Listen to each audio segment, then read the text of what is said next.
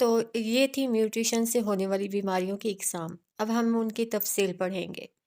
Professor نے projector پر کوئی points کی طرف اشارہ کرتے ہوئے کہا تھا۔ جینیٹک اوویولیشن پر ان کی کلاس ہو رہی تھی کہ کیسے وقت کے ساتھ ساتھ کروموسومز اور جین میں تبدیلیاں آئیں اور اب کیوں ان تبدیلیوں کی وجہ سے بیماریاں زیادہ ہو گئی تھیں۔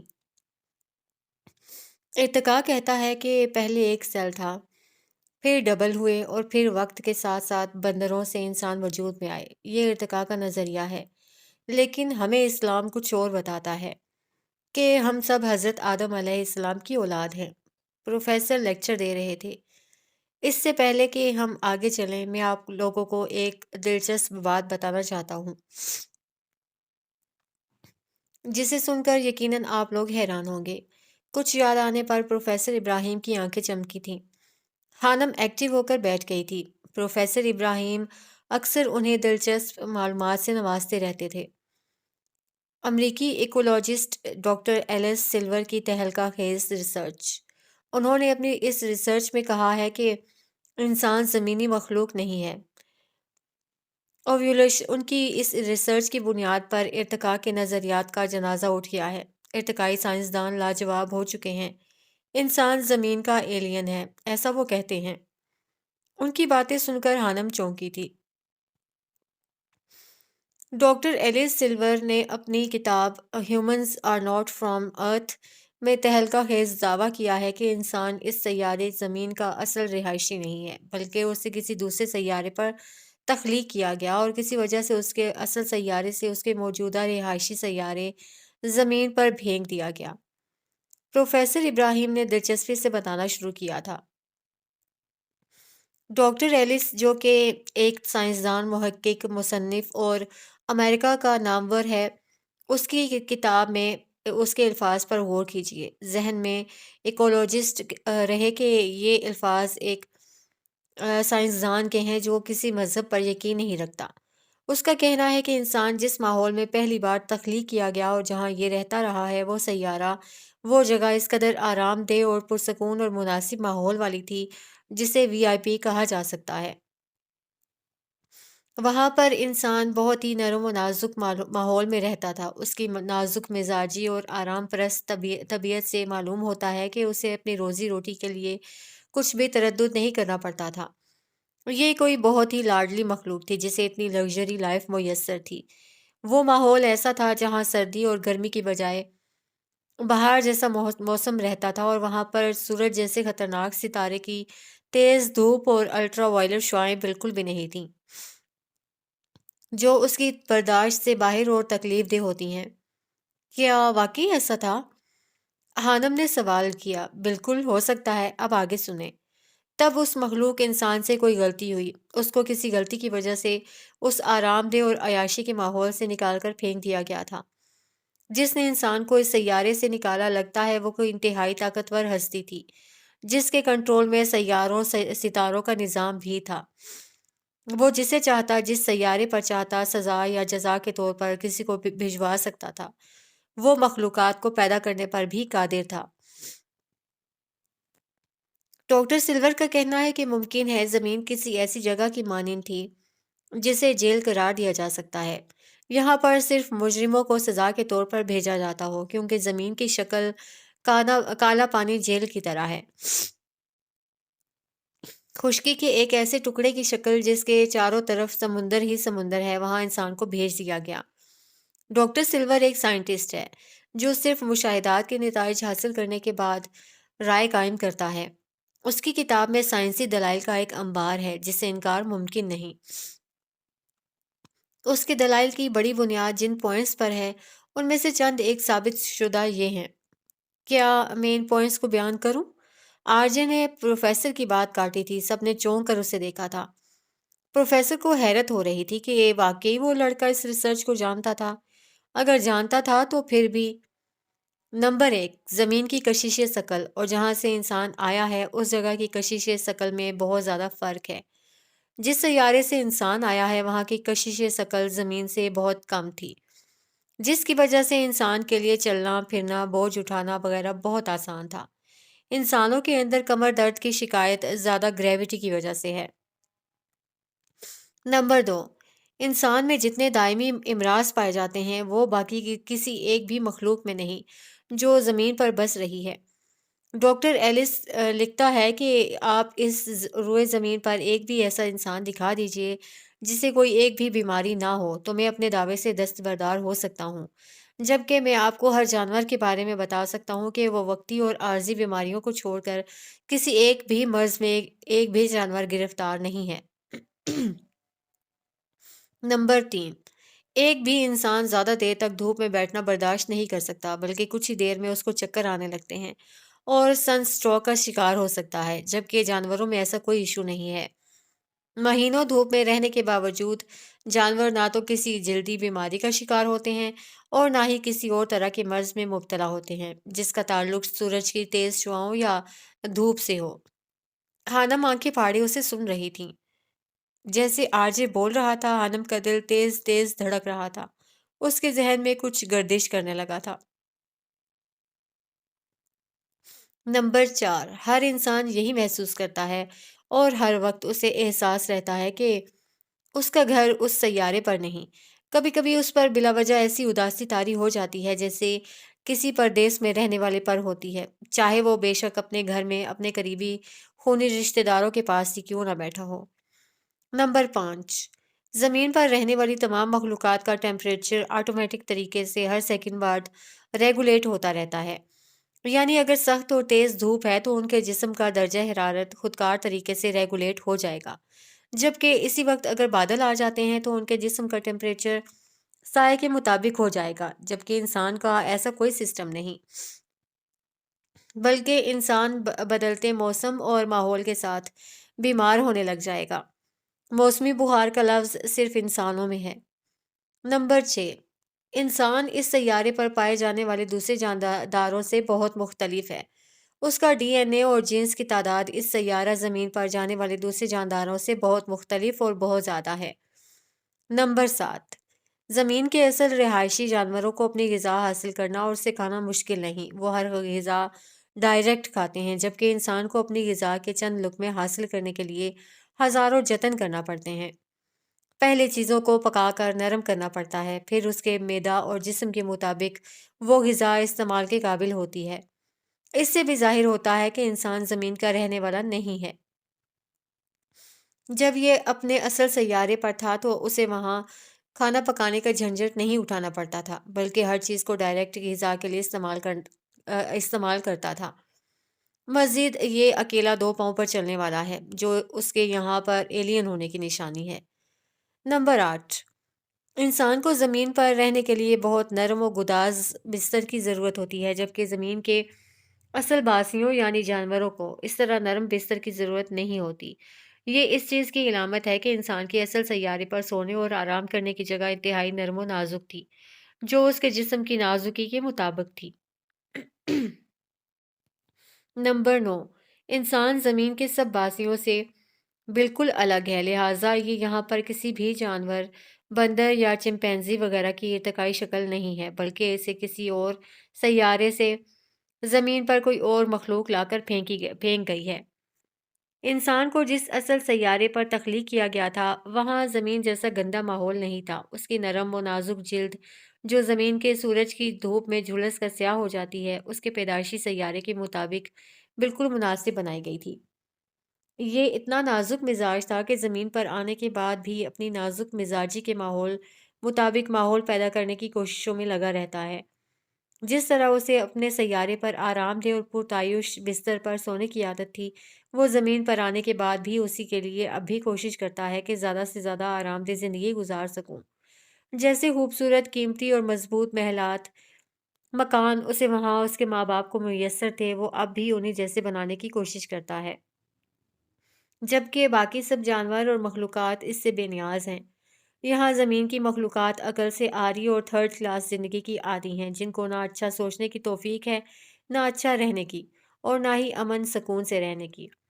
انسان ان مخلوقات کو دیکھ دیکھ کر خونخوار ہو گیا، جبکہ اس کی اصلیت محبت، فنون لطیفہ اور امن و سکون کی زندگی تھی۔ یہ ایک ایسا قیدی ہے جسے سزا کے طور پر تھرڈ کلاس سیارے پر بھیج دیا گیا تاکہ اپنی سزا کا دورانیہ گزار کر واپس آ جائے۔ ڈاکٹر ایلیس کا کہنا ہے کہ انسان کی عقل و شعور اور ترقی سے اندازہ ہوتا ہے کہ اس ایلین کے والدین کو اپنے سیارے سے زمین پر آئے ہوئے کچھ زیادہ وقت نہیں گزرا، ابھی کچھ ہزار سال ہی گزرے ہیں۔ یہ ابھی اپنی زندگی کو اپنے پرانے سیارے کی طرح لگژری بنانے کے لیے بھرپور کوشش کر رہا ہے۔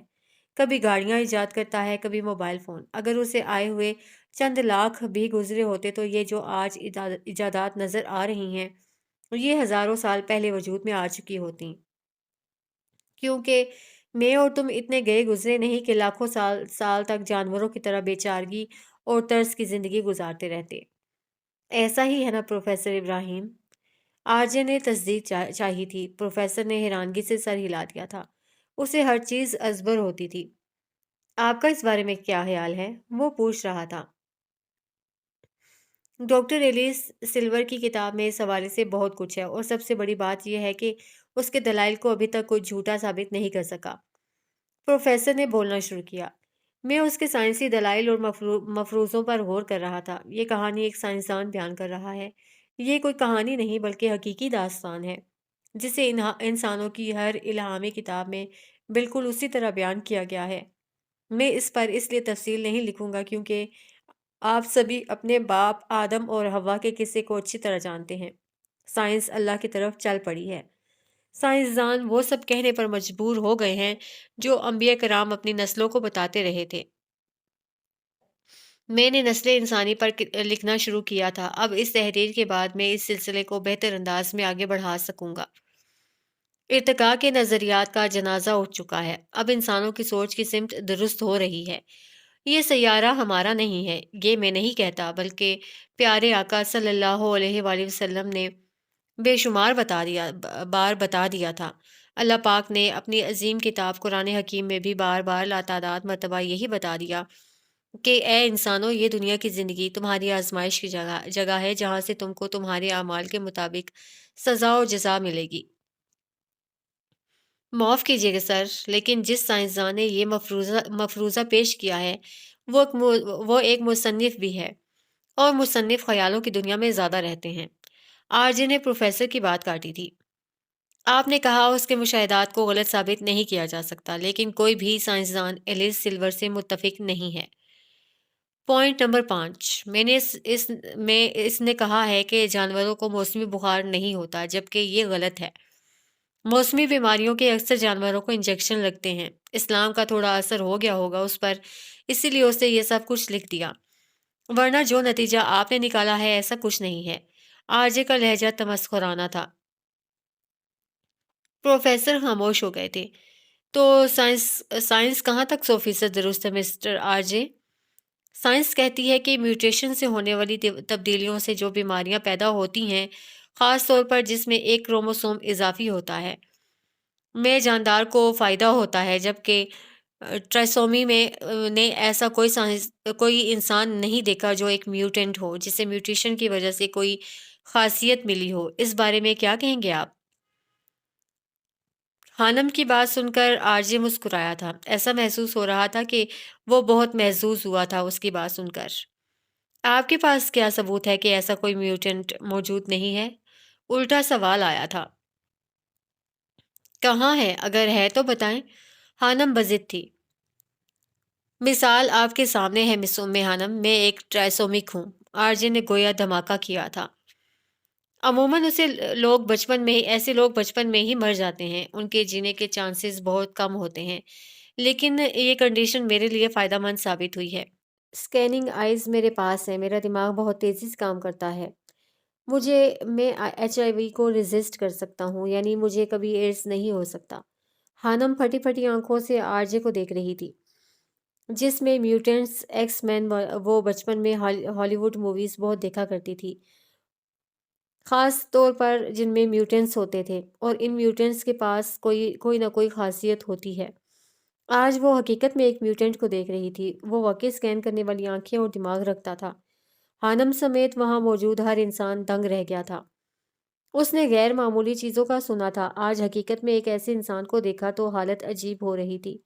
وہ شخص شاید جانتا نہیں تھا کہ اللہ تعالیٰ نے اسے کتنی بڑی نعمت سے نوازا تھا، اور تم اپنے رب کی کون کون سی نعمتوں کو جھٹلاؤ گے۔ اور سامنے کھڑا شخص جھٹلاتا تھا۔ ہر ایک نعمت جو اسے دی گئی تھی وہ صرف اسے اپنا حق سمجھ کر استعمال کرتا تھا۔ مسٹر آرجے، یہ سب جاننے کے باوجود بھی آپ خدا پر یقین نہیں رکھتے؟ وہ بلا اختیار ہی پوچھ گئی تھی۔ اس میں خدا کو ماننے والی کیا بات ہے؟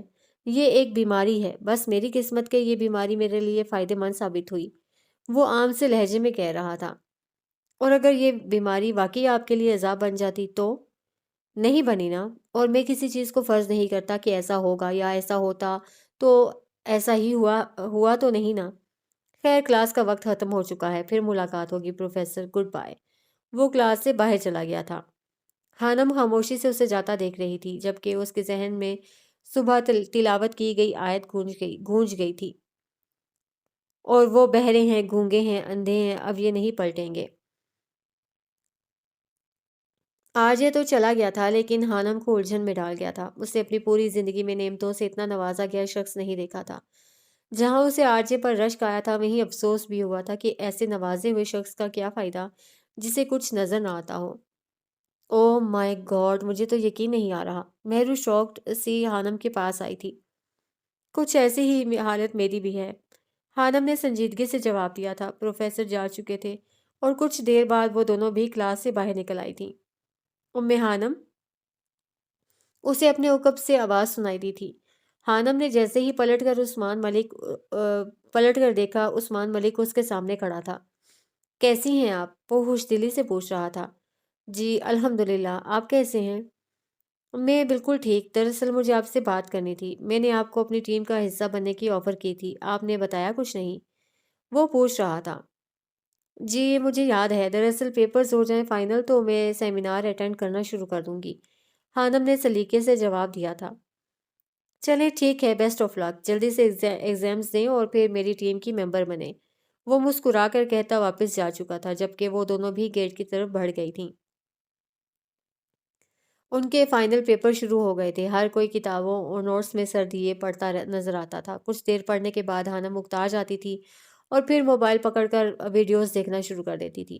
ابھی بھی وہ یوٹیوب پر کسی لڑکے کا انٹرویو سن رہی تھی جو مسلمان ہونے سے پہلے ملحد تھا اور اب اپنی کہانی سنا رہا تھا۔ میں کسی مذہب پر یقین نہیں رکھتا تھا، مجھے لگتا تھا کہ کوئی بھی مذہب مکمل نہیں ہے۔ میرا دوست یہودی تھا، میں نے ایسے ہی شوقیہ طور پر یہودیت کا مطالعہ کیا اور میں متاثر ہوا۔ مجھے لگا کہ مجھے یہ مذہب اپنانا چاہیے، لیکن میری قسمت، یہودیوں کے ربی نے کہا کہ وہ اپنے مذہب میں کسی کو داخل نہیں ہونے دیتے۔ مجھے افسوس ہوا اور پھر اللہ کا کرم ہوا، اسلام کو پڑھا جانا اور پھر دل ایمان لے آیا۔ ایک منٹ، یہ کیا کہہ رہا تھا؟ مہرو ایک دم چونکی تھی۔ کیا؟ خانم حیران ہوئی۔ یہی یہودی والی بات؟ مہرو حیران تھی۔ ہاں ٹھیک کہہ رہا تھا، وہ یہودی کسی باہر والے کو اپنے مذہب میں داخل نہیں ہونے دیتے، خانم نے بتایا۔ کیا تمہیں نہیں پتا تھا؟ خانم نے پوچھا۔ نہیں، مجھے تو ابھی پتا چلا، مہرو حیران سے بتا رہی تھی۔ اس کی وجہ کیا ہے؟ وہ ایسا کیوں کرتے ہیں؟ کیونکہ بنی اسرائیل اللہ تعالیٰ کی سب سے لاڈلی قوم تھی، جیسے موسیٰ علیہ السلام لاڈلے نبی تھے۔ یہودیوں کو لگتا ہے کوئی قوم ان سے بڑھ کر نہیں ہے، اور اگر انہوں نے باہر سے کسی انسان کو اپنے مذہب میں داخل کیا تو ان کی قوم ناپاک ہو جائے گی، ان کی صدیوں سے چلی آ رہی لاڈلی اور پاک نسل کا تسلسل ٹوٹ جائے گا۔ خانم نے مختصراً جواب دیا تھا۔ کمال ہے، مہرو کو ابھی بھی یقین نہیں ہو رہا تھا۔ اس سے پہلے وہ کوئی اور سوال کرتی، خانم نے موبائل رکھنے کے بعد اب پڑھنے کے لیے نوٹس اٹھا لیے تھے اور وہ خاموش ہو گئی تھی۔ آخری پیپر کی تیاری کے لیے وہ دونوں مین لائبریری آئی تھیں۔ لائبریری میں داخل ہونے پر دائیں طرف شیلف لگے تھے، ہر شیلف کے اندر باکس بنے تھے اور ان پر نمبر لکھا ہوا تھا۔ بیگ، کتاب یا نوٹس وغیرہ لائبریری کے اندر لے جانا سخت منع تھا۔ مہرو نے آگے بڑھ کر کاؤنٹر پر بیٹھے انکل سے 2 پاس لیے تھے۔ یہ پاس ان باکس کے ایک طرح کی چابی تھی جو شیلف میں بنے تھے، اور پھر اس نے اپنے اور خانم کے بیگ کو شیلف میں رکھا تھا۔ واپسی پر یہی پاس واپس کرنے پر انہیں بیگ واپس مل جانے تھے۔ ایگزامز کے دن تھے، لائبریری اسٹوڈنٹس سے کھچا کھچ بھری نظر آتی تھی۔ عام دنوں میں بھی اسٹوڈنٹس کی ایک بڑی تعداد لائبریری میں موجود ہوتی تھی۔ یہ پاکستان کی سب سے بڑی لائبریری تھی، جہاں 1 کروڑ کے قریب کتابیں، جرنلز، ریسرچ پیپرز، ہر چیز موجود تھی۔ انٹری ڈور پر دونوں نے اپنا کارڈ اسکین کیا تھا اور پھر وہ دونوں لائبریری میں داخل ہوئی تھیں۔ سامنے ہی کمپیوٹر پر ہانم کو آرجے بیٹھا نظر آ گیا تھا۔ کیا واقعی یہ کتابیں بھی پڑھتا ہے؟ اسے دیکھ کر ہانم نے مہرو سے پوچھا تھا۔ پڑھتا ہی ہوگا، اب بنا پڑھے گولڈ میڈل کون حاصل کر سکتا ہے؟ مہرو نے جواب دیا تھا۔ وہ دونوں گروپ سٹڈی کے لیے آئی تھیں اور گروپ سٹڈی کا سیکشن دوسرے فلور پر تھا۔ مجھے اس سے ملنا ہے، انفیکٹ مبارکباد دینی ہے، مہرو کہتے ہوئے آرجے کی طرف بڑھی تھی۔ کس بات کی مبارکباد؟ ہانم حیران ہوئی تھی۔ مکی بتا رہا تھا آرجے کی منگنی ہو گئی ہے، مہرو نے گویا دھماکہ کیا تھا۔ ہانم تو منہ کھولے اس کی بات سن رہی تھی۔ کیا واقعی؟ وہ حیران ہوئی تھی۔ ہاں، مہرو شرارت سے کہتی آرجے کی طرف بڑھ گئی تھی جبکہ ہانم حونک سے اسے جاتا دیکھ رہی تھی۔ ہیلو آرجے، مہرو نے اس کے پاس جا کر آرجے کو مخاطب کیا تھا۔ ہائے، مہرو کو دیکھتا ہوا وہ خوش دلی سے مسکرایا تھا۔ گردن موڑ کر دیکھا تو تھوڑے سے فاصلے پر منہ بنائے کھڑی ہانم اسے نظر آ گئی تھی۔ وہ زیر لب مسکرا دیا تھا۔ آپ بھی کتابیں پڑھتے ہیں؟ مہرو نے پوچھا۔ جی، کہہ سکتی ہیں آپ، وہ بات گول مٹول کر گیا تھا۔ بہت خوشی ہوئی آپ کی شاندار کامیابی کا سن کر۔ Thanks pretty lady. وہ بنا دیکھے بھی محسوس کر سکتا تھا کہ ہانم اس وقت کتنے غصے میں تھی۔ لگتا ہے آپ کی دوست کافی غصے میں ہے، اگر آپ 1 منٹ سے پہلے یہاں سے نہ گئیں تو وہ آپ کو کچا چبا جائے گی، آرجے نے شرارت سے کہا تھا۔ نہیں، وہ شوکڈ ہے، مہرو نے جواب دیا تھا۔ کس بات پر؟ آرجے حیران ہوا۔ میں نے اسے کہا ہے کہ آپ کی انگیجمنٹ ہو چکی ہے۔ ریلی؟ آرجے کا کہکہا بلند ہوا تھا۔ اور آپ کی دوست اس وقت سوچ رہی ہوگی کہ کس کی زندگی برباد ہوئی ہے۔ وہ ہنس رہا تھا۔ دان تو ایسے نکال رہا ہے جیسے جنت مل گئی ہو، پتہ نہیں کس کی قسمت پھوٹی ہے جو اس کی زندگی میں آ گئی۔ ہانم اسے کہکہا لگاتے دیکھ کر بڑبڑائی تھی۔ کیا بات ہے، اتنا جانتے ہیں آپ ہانی کو؟ مہرو حیران ہوئی۔ جی، اس سے بھی زیادہ، بے شک جا کر پوچھ لیں، وہ اس وقت یہی سوچ رہی ہے۔ وہ پورے اعتماد تھا۔ ٹھیک ہے، پھر ملتے ہیں۔ اس سے پہلے ہانم وہاں آتی، مہرو اسے بائے کہتی ہانم کی طرف بڑھ گئی تھی جبکہ آرجے ان دونوں کو دلچسپی سے سیڑھیوں کی طرف جاتا دیکھ رہا تھا۔ اگلے دن آخری پیپر کے بعد وہ دونوں ملینیل پر بیٹھی تھیں۔ کچھ دیر بعد مکی، آرجے اور روشنا جو اسمارا کی بہن اور پرنسپل کی بیٹی تھی وہاں آ گئے تھے۔ آج آرجے سب کو اپنی منگنی کی خوشی میں ٹریٹ دے رہا ہے، مہرو نے اس کا ذکر کرنا لازمی سمجھا تھا۔ تو ہانم کا لہجہ سخت تھا۔ ہمیں بھی جانا چاہیے، مہرو نے مسکراہٹ دبا کر کہا تھا۔ بھاڑ میں جائے وہ اور اس کی ٹریٹ، مجھے کوئی شوق نہیں ہے، اور تم بار بار اس کا ذکر مت کیا کرو۔ ہانم چڑ گئی تھی۔ اچھا ٹھیک ہے، غصہ تو مت کرو، آج تو آزادی کا دن ہے، مہرو مسکرائی تھی۔ کچھ دیر بعد ان کے سامنے ایک گاڑی رکی تھی اور اس میں سے ایک اسٹائلش سی لڑکی اس میں سے نکلی تھی اور اب آرجے کی طرف قدم بڑھا رہی تھی۔ تم میرے ساتھ ایسا نہیں کر سکتے آرجے، وہ اس کے پاس آنے پر چلائی تھی۔ آرجے نے چونک کر اسے دیکھا تھا۔ کون ہو تم؟ وہ اجنبی سا پوچھ رہا تھا۔ بھول گئے اتنی جلدی؟ لیکن میں نہیں بھولی، میں تمہیں کیسے بھول سکتی ہوں؟ لڑکی کی آواز روند گئی تھی۔ ایکسکیوز می مس، کیا بول رہی ہو تم؟ 1 سال کا ریلیشن شپ رہا ہے ہمارا، ایسے کیسے تم مجھے بھول سکتے ہو؟ جب مجھے تم سے پیار ہوا تو تم اکتا گئے مجھ سے، چھوڑ دیا مجھے، لیکن میں تمہیں نہیں بھول سکتی اور نہ چھوڑ سکتی ہوں۔ وہ چلا رہی تھی۔ چلاؤ مت اور دماغ خراب مت کرو میرا، تمہیں اب تک کتنے لڑکوں سے پیار ہو چکا ہے یہ میں اچھے سے جانتا ہوں۔ اب جاؤ یہاں سے، تماشا کرنے کی ضرورت نہیں ہے۔ آرجے کا لہجہ برف جیسا سرد تھا۔ وہاں موجود تمام اسٹوڈنٹس حیرت اور دلچسپی سے انہیں دیکھ رہے تھے۔ ہانم کے چہرے پر واضح ناگواری تھی۔ پلیز آرجے، میں تم سے پیار کرتی ہوں، پلیز میرے ساتھ ایسا مت کرو، میں سب کو چھوڑ دوں گی، میں تم سے شادی کرنا چاہتی ہوں، پلیز مجھے اپنا لو۔ وہ لڑکی رونے لگ گئی تھی۔ میں نے کہا نا، دماغ مت خراب کرو، جاؤ یہاں سے، مجھے تم میں کوئی دلچسپی نہیں ہے، لیکن میں تمہیں نہیں چھوڑ سکتی، اور اگر تم میرے نہ ہوئے تو دیکھنا بہت برا ہوگا۔ وہ اسے دھمکی دیتی جا چکی تھی جبکہ آرجے پرسکون ہو چکا تھا۔ لوگ اپنے اپنے کاموں میں دوبارہ مشغول ہو چکے تھے۔ اچانک آرجے کی نظر ہانم پر پڑی تھی جو کھا جانے والی نظروں سے اسے گھور رہی تھی۔ کیا تھا؟ مہرو لڑکی کے جانے کے بعد بولی تھی۔ تمہارے آرجے کا لگایا ہوا تماشا، ہانم نے ایک ایک لفظ چبا کر کہا تھا۔ اف، میرا آرجے، مہرو بلا اختیاری ہنسی تھی۔ اب وہ تینوں اپنی ٹیبل سے اٹھ چکے تھے۔ گزرنے کا راستہ مہرو اور ہانم کی ٹیبل کے پاس سے تھا۔ اللہ پاک دل توڑنے والوں کو کبھی معاف نہیں کرتا۔ ہانم کے لہجے میں بلا کی کاٹ تھی۔ पास से गुजरता आरजे फौरन रुका था। वो उसकी बात सुन चुका था। दरहकीकत उसे ही ये बात सुनाई गई थी। कमाल है मिस आनम, अल्लाह का इन सब से क्या ताल्लुक? वो पलटकर अब हानम से पूछ रहा था। हानम एकदम गड़बड़ा गई थी। उसे अंदाजा नहीं था कि वो यूं सवाल करेगा। यकीन नहीं होता कि 21वीं सदी में भी कोई कैसे खुदा पर यकीन कर सकता है, जब साइंस हर मैदान में इजादात कर रही है। और एक हमारे लोग हैं जो खुदा की रट लगा कर बैठे हैं। वो आम से लहजे में बात कर रहा था। तुम ना मानो, किसी ने फोर्स तो नहीं किया ना? वो दूसरों के सामने उसे आप कहती थी, लेकिन आज वो भरम भी खत्म कर दिया था। वो सबके सामने ही तुम पर उतर आई थी। लेकिन आप तो खुदा पर यकीन रखती हैं, तो फिर दलाइल से साबित करें खुदा है। आरजे पूछ रहा था। चलो यार आरजे, हर वक्त बहस नहीं करनी चाहिए। मिक्की ने उसे बुलाना चाहा था।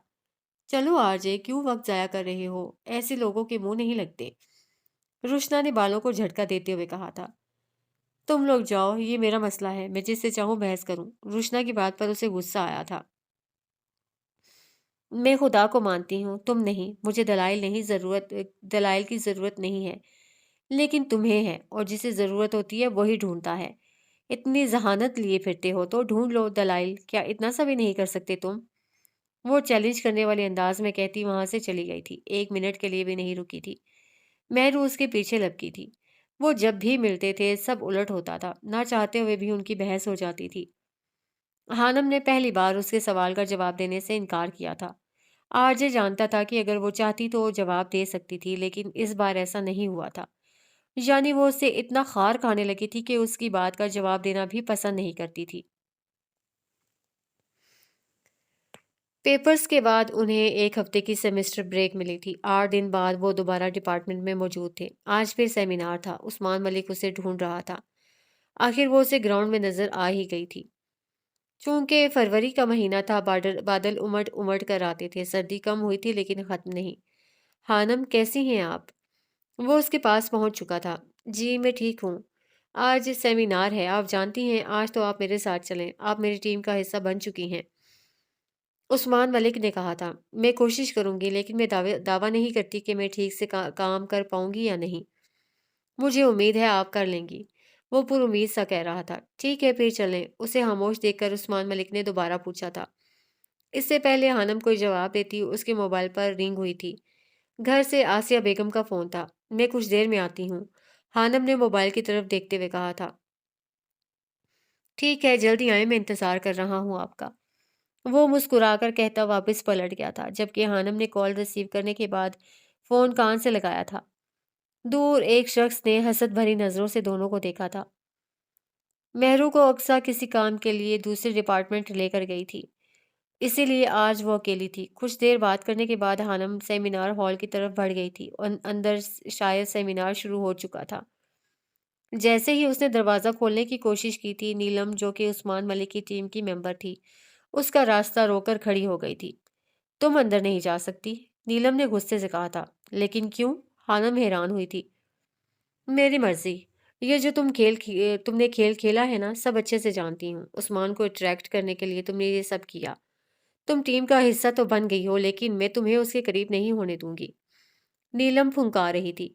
हानम का दिमाग उसकी बात सुनकर भग से उड़ा था। उसे समझ नहीं आ रहा था कि वो क्या कर रही थी।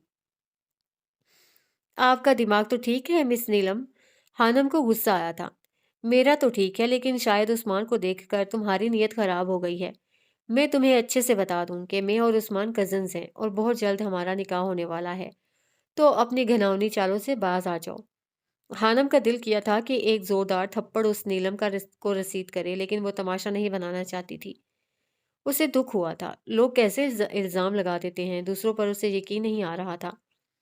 मुझे आपके उस्मान मलिक और उनकी टीम का हिस्सा बनने में कोई दिलचस्पी नहीं है, और आप सीनियर हैं। आइंदा ऐसी बात करने से पहले सोच लीजिएगा। मुझे अच्छा नहीं लगेगा कि मैं आपसे कुछ कहूँ। हानम ने कुछ पर जोर दिया था। इसका मतलब इंसल्ट था। वो उसका जवाब सुने बगैर वापस ग्राउंड में आ गई थी। ग्राउंड खाली था। कुछ स्टूडेंट्स सेमिनार के नाम पर ही डिपार्टमेंट से भाग जाते थे, जबकि कुछ की क्लास हो रही थी और बाकी सेमिनार हॉल में थे। वो लकड़ी से बने बेंच पर बैठ गई थी। आंखें नम होना शुरू हो गई थीं। वो अच्छा करना चाहती थी तो बुरा हो जाता था।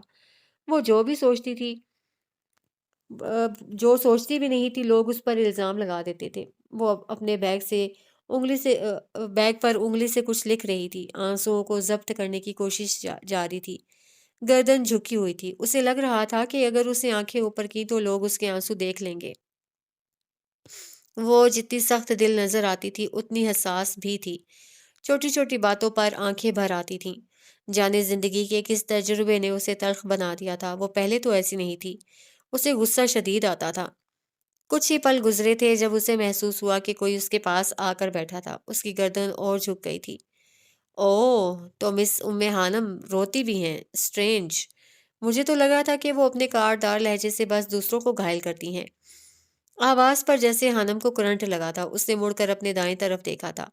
आरजे बेंच के ऊपर चढ़कर बैठने वाले हिस्से पर पाँव जमाए, टेक लगाने वाले हिस्से पर चढ़कर बैठा था। हानम ने फटाफट आंखों में आई नमी को साफ किया था। वो सेमिनार हॉल में था। हानम उसे वहां देखकर हैरान हुई थी। तुम यहाँ क्या कर रहे हो? वो गुस्से से बोली थी। जो तुम कर रही हो, यानी आंसू बहा रहा हूँ। वो कहकहा लगाकर हंसा था। हानम जानती थी वो उसे जलाए बिना पास नहीं आने वाला था। तुम तो सेमिनार में थे ना? हाँ, था तो। एक बेवकूफ़ लड़की से बहस करनी थी, लेकिन वो डर कर भाग गई वहाँ। आइंदा आई ही नहीं, तो मैं भी बाहर आ गया। वो शरारत से कह रहा था। हानम ने घूर कर उसे देखा था। एक बात तो बताओ। उसके लहजे का अंदाज एकदम बदला था। हानम ने सवालिया नजरों से उसे देखा था। ग्रे आंखें रोने के बायस गुलाबी हो चुकी थीं, पलकें नम थीं। क्या मुसीबत है यार? वो बुड़बुड़ा कर कहता चेहरे का रुख मोड़ गया था। उसकी नम आंखें आरजे का दिमाग खराब कर रही थीं। क्या बात? हानम ने पूछा था। वो उसकी बुड़बुड़ाहट नहीं सुन पाई थी। कभी कभी इंसान को देखकर ऐसा क्यों लगता है कि उस इंसान से हमारा सदियों पुराना ताल्लुक है? ऐसा क्यों लगता है कि वो इंसान हमें पहले भी कहीं मिल चुका है? वो हमें अपना जैसा क्यों लगता है? आरजे की बात सुनकर हानम फीकी सी हंसी हंसती थी। उसे आरजे से इस सवाल की तवक्को नहीं थी। वो हैरान भी हो रही थी। वो कितने नॉर्मल लहजे में बात कर रहा था, ना कोई गुस्सा ना तंज। ऐसे महसूस हो रहा था जैसे वो वाकई किसी उलझन का शिकार हो। ठंडी हवा दोनों के चेहरों को छूकर पलट रही थी। मौसम काफी खुशगवार था। तुम तो खुदा पर यकीन नहीं रखते, तुम आलिम अरवाह को क्या मानोगे? ये सब रूहों के खेल हैं मिस्टर आरजे, ये तुम्हारे बस की बात नहीं। क्या मतलब? आरजे ने उलझन आमेज लहजे में पूछा था। मतलब ये कि इस जहां के अलावा और भी जहां हैं, और एक रूहों का जहान है ना? लेकिन तुम फिर भी वो सब नहीं देख पाते जो स्कैनिंग आइज तुम्हारे पास है और जो मुझे नजर आता है। हानम ने आसमान की तरफ देखते हुए कहा था। ये उसका पसंदीदा मौजू था। बादलों से ढके आसमान ने उसे पुरसकून किया था। जाने वो वहां क्या देख रही थी। बहुत कुछ नजर आकर भी बहुत कुछ छुपा होता है। उसे देखने के लिए बसारत की जरूरत होती है, जो शायद तुम्हारे पास नहीं है। लेकिन मुझे उम्मीद है कि एक वक्त आएगा जब तुम्हें सब नजर आना शुरू हो जाएगा। एक वक्त आएगा जब तुम किसी चीज का इनकार नहीं कर पाओगे। लेकिन न जाने वो वक्त कब आएगा। ये रूहों का जहान कौन सा है? आरजे ने उसकी बात को नजरअंदाज करते हुए अपना सवाल दोहराया था। क्या रूह पर यकीन है तुम्हें? हानम के सवाल पर वो चौंका था। वो वाकई रूह जैसी किसी चीज पर भी यकीन नहीं रखता था। जब रूह पर यकीन नहीं है तो उसके जहान के बारे में जानकर क्या करोगे? वैसे भी वो दूसरा जहान है, वो तुम्हारे बस की बात नहीं है। तुम्हारे बस की बात नहीं है। हानम का लहजा जज्बाती हो गया था। उसने एक बार फिर आसमान की तरफ देखा था। बारिश की पहली बूंद ने उसके चेहरे को छुआ था। हानम आंखें बंद कर गई थी। बादलों के गरजने की जोरदार आवाज के साथ बिजली चमकी थी। बिजली की चमक में उसके चेहरे पर कुछ चमका था। वो एक दिलफरेब मंजर था। आरजे ने खुद को इस वक्त बहुत बेबस महसूस किया था। उसके अल्फाज गुम होने लगे थे। बारिश की बूंदों ने शिद्दत पकड़ी थी। यकलख्त हर तरफ गहरे स्याह बादलों की वजह से अंधेरा सा फैल गया था। हानम अपने बैग को संभालते हुए बेंच से उठी थी और गेट की तरफ कदम बढ़ा दिए थे। इससे पहले बारिश तेज होती वो हॉस्टल पहुंचना चाहती थी। आरजे की नज़र बेंच पर रखे उसके मोबाइल पर पड़ी थी। उसने बेख्तियार ही हाथ बढ़ाकर हानम का मोबाइल उठाया था। Don't touch my phone you muggles. Wallpaper पर लिखा था और नीचे एक सांप मुंह खोले डसने को तैयार था। आरजे का बेसाख्ता कहकहा बुलंद हुआ था। उसने चेहरा उठाकर आसमान की तरफ देखा था। उसका चेहरा बारिश से भीग गया था। وہ بےتحاشا ہنس رہا تھا، اسے یقین نہیں آ رہا تھا کہ واقعی وہ اس لڑکی کا موبائل تھا۔ اپنا موبائل مجھے گفٹ کرنے کا ارادہ ہے کیا مس جادوگرنی؟ وہ اونچی آواز میں چلایا تھا۔ خانم کرنٹ کھا کر پلٹی تھی، پھر تیز تیز قدموں سے اس کی جانب بڑھی تھی۔ آرجے دلچسپ نظروں سے اسے دیکھ رہا تھا۔ خانم نے اس کے ہاتھ سے موبائل پکڑا نہیں جھپٹا تھا اور پھر ایک گھوری سے نوازتی واپس جا چکی تھی۔ وہ بارش میں بیٹھا بھیگ رہا تھا، پھر ہاتھ بڑھا کر اس نے اپنی جیکٹ سے اپنا موبائل نکالا تھا جس کے وال پیپر پر don't touch my mobile you bromides لکھا چمک رہا تھا۔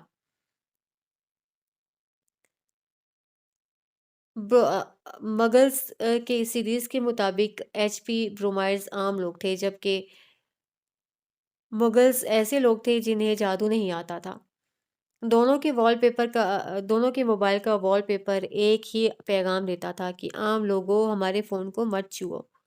وہ کتنی ہی دیر بارش میں بیٹھا بھیگتا اور ہنستا رہا تھا۔ اسے یقین نہیں آ رہا تھا کہ دنیا میں کوئی تھا جو اس کے جیسا سوچتا تھا۔ اور کون کہہ سکتا تھا کہ وہ دو لوگ ایک جیسے نہیں تھے؟ کون کہہ سکتا تھا کہ وہ دونوں سلفائڈ نہیں تھے؟ اور کون کہہ سکتا تھا کہ وہ دونوں جادوگر نہیں تھے؟ کون کہہ سکتا تھا؟ خانم 2 دن ڈپارٹمنٹ نہیں گئی تھی، اسے بارش میں بھیگنے کی وجہ سے ٹھنڈ لگ گئی تھی۔ ڈپارٹمنٹ میں اسپورٹس گالا کی تیاریاں چل رہی تھیں۔ آج ان کے ڈپارٹمنٹ میں مشاعرہ تھا۔ مشہور شاعروں کو دعوت دی گئی تھی۔ شام کو 5 بجے وہ تیار ہو کر ڈپارٹمنٹ پہنچ گئی تھیں۔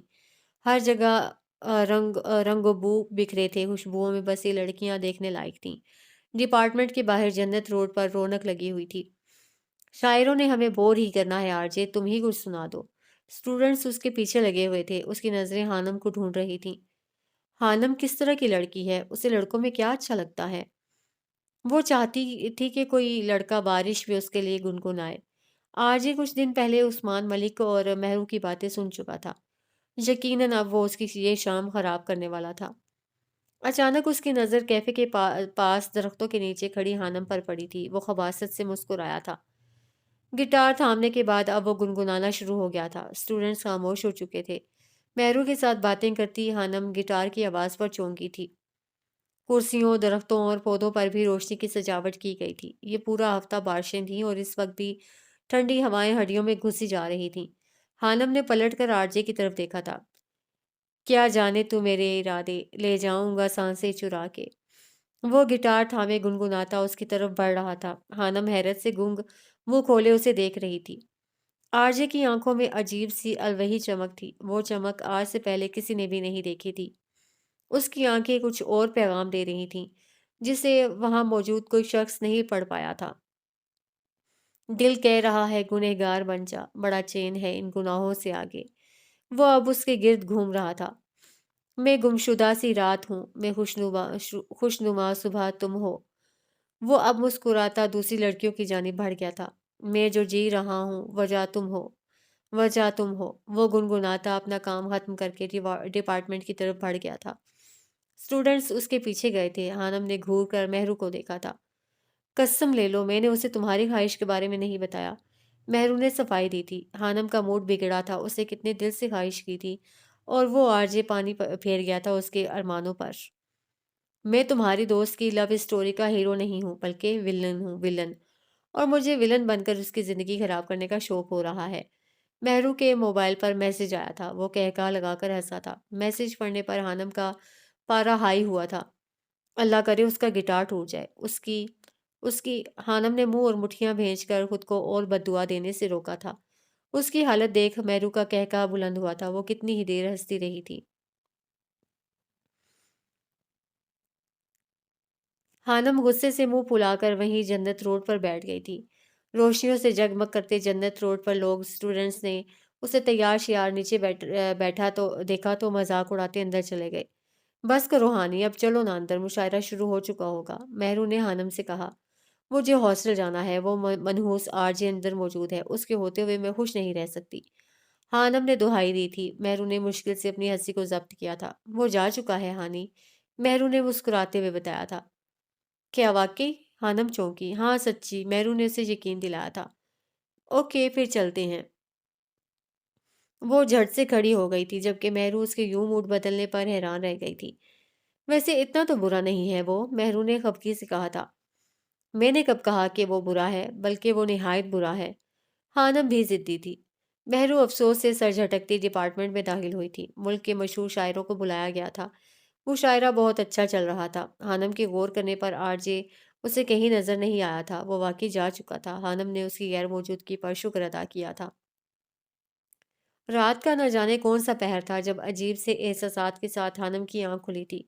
کوئی اس پر جھکا اسے اٹھا رہا تھا۔ ہانی اٹھو، ہانی، وہ مہرو رو رہی تھی۔ کیا ہوا مہرو؟ خانم ایک جھٹکے سے اٹھ بیٹھی تھی۔ ہانی، وہ ماما۔ مہرو سسکیاں لے رہی تھی۔ وہ روتے ہوئے خانم کے گلے لگ گئی تھی۔ کیا ہوا آنٹی کو؟ تم رو کیوں رہی ہو؟ خانم کا دل کانپ اٹھا تھا۔ اسے کچھ غلط ہونے کا احساس ہوا تھا۔ وہ ماما کو ہارٹ اٹیک ہوا ہے، مہرو نے مشکل سے روتے ہوئے بتایا تھا۔ یا اللہ خیر! خانم کا دل دہل گیا تھا۔ اچھا تم چپ کر جاؤ، رو مت۔ یہ بتاؤ کہ تمہیں کیسے پتا چلا؟ میں بھائی نے بتایا ہے، وہ آئی سی یو میں ہے ماما، وہ لینے آ رہا ہے۔ وہ یہ سب سن کر ہانی کی اپنی آنکھیں نم ہو گئی تھیں۔ اس نے مہرو کو پانی پلایا تھا۔ صبح کے 4 بجے کا وقت تھا۔ خانم کمرے سے باہر نکلی تھی۔ وہ سیدھا کاؤنٹر پر گئی تھی جہاں رات کو گارڈ ڈیوٹی دیتا تھا۔ اس نے کاؤنٹر پر موجود گارڈ کو سب بتایا تھا جس نے وارڈن کو کال کی تھی۔ مہرو کے گھر فون کرنے پر انہیں خبر کی تصدیق مل چکی تھی۔ کچھ دیر بعد مہرو اپنے بھائی کے ساتھ جا چکی تھی، جبکہ وارڈن نے خانم کو اس وقت مہرو کے ساتھ جانے کی اجازت نہیں دی تھی۔ خانم کو غصہ تو آیا تھا لیکن وہ ہاسٹل کے قوانین کو توڑ نہیں سکتی تھی۔ جارڈن، تم آج کل کہاں ہوتے ہو؟ میں کچھ دنوں سے دیکھ رہا ہوں کہ تم زیادہ تر وقت باہر گزارتے ہو، کیوں؟ اینتھنی جارڈن سے پوچھ رہا تھا۔ کیوں، میں باہر نہیں جا سکتا؟ جارڈن نے غصے سے الٹا سوال پوچھا تھا۔ جا سکتے ہو لیکن کیا؟ جارڈن نے اس کی بات کاٹی تھی۔ کچھ غلط حرکت مت کرنا، اینتھنی نے درخواست کی تھی۔ وہ جارڈن کے غصے اور اس کی شخصیت سے اچھی طرح واقف تھا۔ مارتھا کی موت کے بعد وہ اور زیادہ خاموش رہنے لگا تھا۔ پہلے تو زیادہ وقت گھر اور جم میں گزارتا تھا یا پریکٹس کرتے ہوئے، لیکن آج کل وہ تھوڑا عجیب سا رویہ اپنائے ہوئے تھا۔ جلدی جلدی میں ناشتہ کرتا تھا جیسے کہیں پہنچنا ہو، بار بار وقت دیکھتا رہتا تھا۔ ڈونٹ وری، جو کروں گا سب ٹھیک ہی کروں گا، جارڈن نے سرد سے لہجے میں کہا تھا، جبکہ اینتھنی سر ہلا کر رہ گیا تھا۔ پیرس میں سالانہ بہت بڑا فیشن شو ہو رہا تھا جس کا ایلا کو کافی عرصے سے انتظار تھا۔ مشکل سے انہیں ٹکٹس ملی تھیں۔ اس وقت وہ دونوں شو دیکھنے کے لیے ہی نکل رہی تھیں۔ جیسے ہی وہ دونوں پارکنگ ایریا میں پہنچی، ماہی کو عجیب سا احساس ہوا تھا۔ اسے روڈ پر ایک بائک کھڑی نظر آئی تھی اور اس پر سوار ہیلمٹ پہنے وہ شخص، وہ اسے کئی دنوں سے نوٹ کر رہی تھی۔ کیا ہوا ماہی؟ جلدی چلو، ایلا نے گاڑی میں بیٹھتے ہوئے کہا تھا۔ ہاں چلو۔ ماہی کے چہرے پر الجھن واضح تھی۔ وہ گاڑی میں بیٹھ گئی تھی لیکن اس کی نظر بیک مرر سے گاڑی کے پیچھے آتی بائک پر تھی۔ اس کے حواس باختہ ہونے لگے تھے۔ ایلا، مجھے لگتا ہے کوئی ہمارا پیچھا کر رہا ہے، ماہی نے ڈرتے ہوئے بتایا تھا۔ What really? ایلا نے پرجوش سے لہجے میں پوچھا تھا۔ ہاں، مجھے کچھ دنوں سے محسوس ہو رہا ہے کہ کوئی ہم پر نظر رکھے ہوئے ہے۔ ایسا لگتا ہے جیسے ہم کسی کی نظروں میں ہیں، ماہی پریشانی سے بتا رہی تھی۔ اوہ کم آن ماہی، ایک تو تم بہت وہمی ہو، ایلا نے اس کا مذاق اڑایا تھا۔ نہیں، میں سچ کہہ رہی ہوں، وہ دیکھو گاڑی کے پیچھے۔ ماہی نے اشارہ کرتے ہوئے دوبارہ مرر میں دیکھا تھا لیکن اب وہ بائک غائب تھی۔ اس کا دماغ چکرا گیا تھا۔ کہاں؟ ایلا نے پوچھا تھا لیکن ماہی کے پاس کوئی جواب نہیں تھا۔ تمہیں ریسٹ کی ضرورت ہے ماہی، ہر شام کو لے کر تم ذہنی طور پر ڈسٹرب ہو چکی ہو، ایلا نے سنجیدگی سے کہا تھا، جبکہ ماہی خاموش ہو گئی تھی۔ وہ اسے اب کیا بتاتی، کیا سمجھاتی؟ اس نے واقعی بہت دفعہ اس ہیلمٹ پہنے شخص کو اپنے آس پاس دیکھا تھا، لیکن وہ یہ بھی جانتی تھی کہ ایلا کبھی اس کا یقین نہیں کرنے والی تھی، اسی لیے اس نے بحث کرنا ضروری نہیں سمجھا تھا۔ 2 دن گزر گئے تھے، مہرو واپس نہیں آئی تھی۔ اس کی امی کی طبیعت اب کچھ ٹھیک تھی۔ ویکنڈ آ گیا تھا، خانم بھی گھر چلی گئی تھی اور پھر گھر سے آسیہ بیگم کو ساتھ لے کر وہ مہرو کی ماں کی خیریت دریافت کرنے گئی تھی۔ اچھا کیا تم آ گئی ہو، مہرو اسے دیکھ کر بہت خوش ہوئی تھی، البتہ وہ کافی کمزور نظر آ رہی تھی۔ اس کی امی کی طبیعت کافی حد تک سنبھل گئی تھی لیکن وہ ابھی بھی بیمار تھیں۔ کافی دیر بیٹھنے کے بعد وہ اب واپس جانے کے لیے تیار تھیں۔ اچھا سنو، کل منڈے ہے، تم یونیورسٹی جاؤ گی؟ مہرو نے پوچھا تھا۔ ہاں، صبح ہاسٹل چلی جاؤں گی، خانم نے جواب دیا تھا۔ آفس کے پاس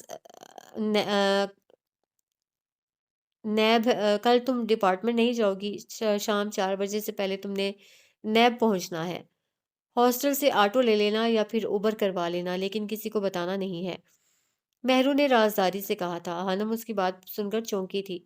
لیکن کیوں، خیریت تو ہے، تم ایسے کیوں کہہ رہی ہو، بتانا کیوں نہیں؟ ہانم کو حیرانگی ہوئی تھی۔ ابھی بس اتنا یاد رکھو کہ 4 بجے سے پہلے نیب کے آفس کے سامنے میں وہیں آ جاؤں گی، وہ سب میں تمہیں بعد میں بتاؤں گی۔ مہرو نے 4 بجے پر زور دیا تھا۔ یہ تم دونوں سرگوشیوں میں کیا باتیں کر رہی ہو؟ تھوڑا اونچا بولو، ہمیں بھی پتہ چلے۔ مہرو کی بھابھی نے شرارتن دونوں کو چھیڑا تھا۔ نہیں نہیں بھابھی، ایسے کچھ نہیں، ایسے ہی، مہرو نے جواب دیا تھا۔ کچھ دیر مزید بیٹھنے کے بعد وہ واپس اپنے گھر آ چکی تھی۔ مہرو کی باتوں نے ہانم کو الجھا دیا تھا۔ وجہ کیا تھی یہ تو مہرو مل کر ہی بتا سکتی تھی۔ ہانم مہرو کی بات کو لے کر ساری رات سوچتی رہی تھی۔ اسے سمجھ نہیں آ رہا تھا کہ مہرو کو نیب کے آفس میں کیا کام تھا۔ اس نے مہرو سے پوچھنے کے لیے 2 3 بار اس کا نمبر ملایا تھا جو آف جا رہا تھا۔ کیا مصیبت ہے یار، وہ جھنجھلا گئی تھی۔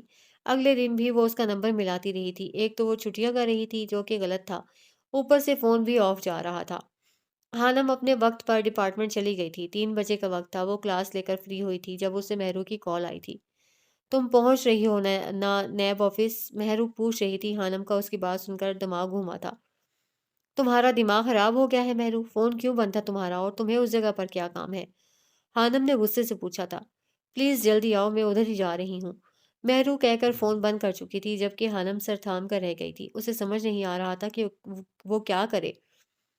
کسی کو بھی بنا بتائے یوں کلاس چھوڑ کر اس کی بتائی جگہ پر پہنچنا ہانم کے لیے بہت عجیب تھا۔ کہیں مہرو کسی مصیبت میں تو نہیں؟ اچانک اس کے ذہن میں خیال آیا تھا اور بلاخر وہ ہمت کر کے یونیورسٹی سے باہر نکل آئی تھی۔ 3:40 پر وہ نیب آفس کے سامنے تھی۔ وہاں آرمی کی کثیر تعداد نظر آ رہی تھی۔ ہانم کا دل گھبرا رہا تھا۔ مہرو کا کہیں نام و نشان نہیں تھا۔ 15 منٹ وہ روڈ پر کھڑی رہی تھی۔ لوگ اسے عجیب و غریب نظروں سے گھور رہے تھے۔ اس نے اپنی بڑی سی چادر کو اچھے سے خود پر لپیٹ رکھا تھا اور آدھا منہ چھپا ہوا تھا۔ ہانم نے کانپتے ہاتھوں سے موبائل نکالا تھا۔ اس سے پہلے کہ وہ مہرو کا نمبر ملاتی، موبائل اس کے ہاتھ سے چھوٹ کر نیچے گرا تھا۔ اس نے فٹافٹ جھک کر موبائل اٹھایا تھا جو بند ہو چکا تھا۔ ہانم کے اب اوسان خطا ہوئے تھے۔ اسے محسوس ہو رہا تھا کہ وہ کتنی بڑی غلطی کر چکی تھی۔ 4:30 ہو گئے تھے لیکن مہرو نہیں آئی تھی۔ شام کا اندھیرا پھیل چکا تھا۔ موسم ابر آلود ہو رہا تھا اور اس کا دل دھک دھک کر رہا تھا۔ اسے سمجھ نہیں آ رہا تھا کہ وہ کیا کرے۔ بار بار کوشش کرنے پر بھی اس کا موبائل آن نہیں ہوا تھا۔ اس جگہ پر وہ آٹو میں آ گئی تھی لیکن اب واپس جانے کی سمجھ نہیں آ رہی تھی۔ گاڑیاں، لوگ اور ہر طرف پھیلا شور اسے پاگل کر رہا تھا۔ وہ ہمیشہ کالج سے گھر اور گھر سے کالج سے اکیلے ہی گئی تھی۔ لاہور میں رہنے کے باوجود اس نے دوسروں کی طرح لاہور پورا نہیں دیکھا تھا۔ جیسے ہی 5 بجے تھے ہانم کی آنکھیں نم ہونا شروع ہو گئی تھیں۔ اندھیرا پھیل چکا تھا۔ مہرو نہیں آئی تھی۔ وہ اسے کال بھی نہیں کر سکتی تھی۔ اس وقت سچویشن ایسی تھی کہ ہانم کا دماغ کام نہیں کر رہا تھا۔ اس نے دل سے دعا کی کہ اللہ اس کی مدد کرے، اور پھر کچھ دیر بعد ایک گاڑی اس کے سامنے رکی تھی۔ تم یہاں کیا کر رہی ہو؟ آرجے نے گاڑی کا شیشہ نیچے کرتے ہوئے پوچھا تھا۔ ہانم اپنے سامنے آرجے کو دیکھ کر عجیب سی کیفیت میں مبتلا ہو گئی تھی۔ پہلی بار اسے آرجے کو دیکھ کر اچھا لگا تھا۔ وہ اس وقت اس کے لیے ایک مسیحا بن کر آیا تھا۔ وہ وہ میں ہانم کے الفاظ ساتھ نہیں دے رہے تھے۔ گاڑی میں بیٹھو۔ اس کا انداز حکمیہ تھا۔ بنا کوئی کچھ سوچے سمجھے ہانم دوسری طرف کا دروازہ کھول کر گاڑی میں بیٹھ گئی تھی۔ کچھ دیر گاڑی میں خاموشی چھائی رہی تھی۔ ہانم کی آنکھیں چھلکنے کو تیار تھیں۔ کسی کا انتظار کر رہی ہو؟ آرجے نے نارمل سے لہجے میں پوچھا تھا۔ مجھے ہاسٹل جانا ہے، ہانم نے خود پر قابو پاتے ہوئے کہا تھا، البتہ اس کی آواز رند گئی تھی۔ اوکے، آرجے نے گاڑی کا رخ کیمپس کی طرف موڑ دیا تھا۔ تم نے بتایا نہیں یہاں کیا کر رہی تھی؟ چند منٹ کی خاموشی کے بعد آرجے نے دوبارہ پوچھا تھا، جبکہ ہانم اپنے آنسو ضبط کرنے کی کوشش کر رہی تھی۔ کیا ہوتا اگر آرجے وہاں نہ آتا؟ یہ سوچ کر ہی اس کی جان ہوا ہونے لگی تھی۔ اسے مہرو پر انتہا کا غصہ آ رہا تھا اور اس سے بھی زیادہ خود پر، جو بے وقوفوں کی طرح وہاں چلی آئی تھی۔ ہانم نے آرجے کی بات کا کوئی جواب نہیں دیا تھا۔ آرجے کو اس کی خاموشی چڑھا رہی تھی۔ اس نے گاڑی میں میوزک لگا دیا تھا۔ پلیز اسے بند کر دو، ہانم نے التجا کی تھی۔ اس کا سر درد سے پھٹ رہا تھا۔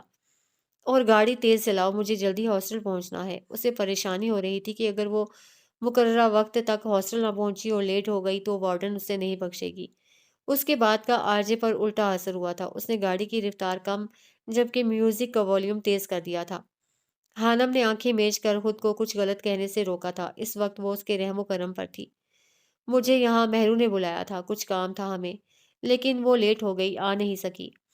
बिलाखिर उसे बोलना ही पड़ा था। उसकी बात सुनने के लिए आरजे ने म्यूजिक बंद किया था। ओके, वो बस इतना ही कह पाया था। खामोशी, खामोशी, एक तवील खामोशी छा गई थी। वैसे हो तो तुम 5 फुट 4 इंच की, लेकिन नखरा क्यों है तो इतना तुम में? आरजे की बात पर हानम ने हैरत से रुख मोड़कर उसे देखा था। वो उसे अब घूर रही थी। हाँ ना, इतनी ही हाइट है तुम्हारी, 1 इंच ऊपर नीचे हो सकता है। वो ढीठों की तरह हंसा था।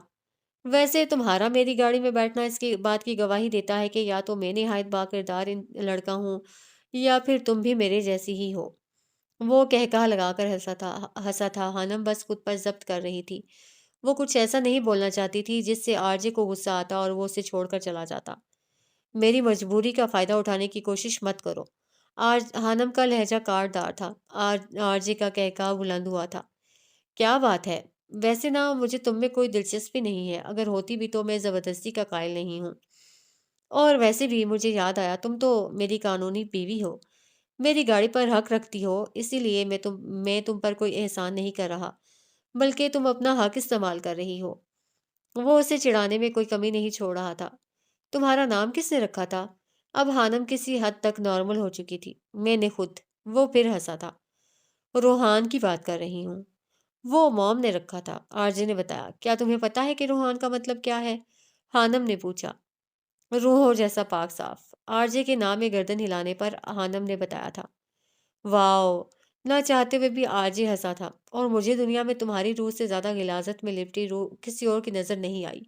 आरजे के कहकहे को ब्रेक लगी थी। उसके चेहरे पर अचानक सख्ती छा गई थी। और मुझे इस चीज से कोई फर्क नहीं पड़ता कि मैं कैसा हूं और कैसा नहीं। और तुम्हें भी मुझ पर इतनी गहरी नजर रखने की जरूरत नहीं है। वो सख्त से लहजे में बोला था। हानम खामोश हो गई थी। कौन सा हॉस्टल है तुम्हारा? वो लोग गेट नंबर 4 से हॉस्टल एरिया में दाखिल हो गए थे। पहले बॉयज हॉस्टल थे। हॉस्टल एरिया में रौनक लगी हुई थी। हर तरफ लड़के घूमते नजर आ रहे थे। एसटीसी से कुछ आगे आने पर लड़के वाले रास्ते पर लड़कियां और लड़कों के ग्रुप चहलकदमी कर रहे थे। यहीं उतार दे, मैं खुद चली जाऊंगी, हानम ने तमीज से कहा था। मैंने पूछा, हॉस्टल नंबर बताओ। और बेफिक्र रहो, मैं तुमसे मिलने हॉस्टल नहीं आने वाला। वो एक एक लफ्ज चबाकर बोला था। 11, हानम ने जवाब दिया था। कुछ मिनट बाद वो उसके हॉस्टल के सामने खड़े थे। हानम बिना कुछ कहे गाड़ी से बाहर निकली थी और फटाफट हॉस्टल के गेट की तरफ बढ़ गई थी। जैसे ही वो गेट खोलकर अंदर दाखिल हुई थी, आरजे ने एक गहरा सांस लिया था। शाम के 7 बज रहे थे। अब वो गाड़ी वापसी के लिए मोड़ चुका था। हानम ने हॉस्टल आने के बाद शुक्राने के नफल अदा किए थे। अल्लाह ने उसकी हिफाजत की थी। उसे मेहरू पर शदीद गुस्सा था और इसी गुस्से की वजह से उसने दोबारा मेहरू को कॉल नहीं की थी। अगले दिन मेहरू हॉस्टल आई थी। उसके सर पर पट्टी बंधी हुई थी। हानम उसे यूं देखकर हैरान रह गई थी। सॉरी हानम, कल जब मैं तुम्हारे पास आ रही थी तो छोटा सा एक्सीडेंट हो गया था। मेहरू ने बताया था। हानम को उस पर जितना भी गुस्सा था वो उसकी हालत देखकर कम हुआ था। प्लीज माफ कर दो, मैंने बाद में तुम्हारा नंबर मिलाया था लेकिन वो बंद जा रहा था। हानम के सद्दोजामद तासुरात देखकर मेहरू ने सफाई पेश की थी। ठीक है। हानम इतनी भी पत्थर दिल नहीं थी। अब वो उससे ड्राइवर के बारे में पूछ रही थी जिसे ज्यादा चोट आई थी। वो दोनों डिपार्टमेंट के लॉन में बैठी थी। मेहरू के वालिद का इस्लामाबाद में ट्रांसफर हुआ था। वो लोग कुछ दिनों तक वहां शिफ्ट होने वाले थे। मेहरू का भी कंफर्म नहीं था। हानम उसे मना कर रही थी कि वो ना जाए। वो अफसुर्दा थी। जब मेहरू उसे यकीन नहीं दिला सकी तो उसने मोबाइल निकाल कर यूट्यूब की वीडियोस देखनी शुरू कर दी थी। जितना वक्त तुम इन वीडियोस देखने में लगाती हो, अगर इतना पढ़ो ना तो तुम टॉप कर जाओ। आरजे नहीं। इस बार भी आरजे ने टॉप किया था। तुम भी आरजे जितनी ज़हीन तो हो ही ना। आरजे ज़हीन नहीं, चालाक है मेहरू। हानम ने मोबाइल पर नजरें गाड़े जवाब दिया था। ज़हीन और चालाक में क्या फ़र्क हुआ भला?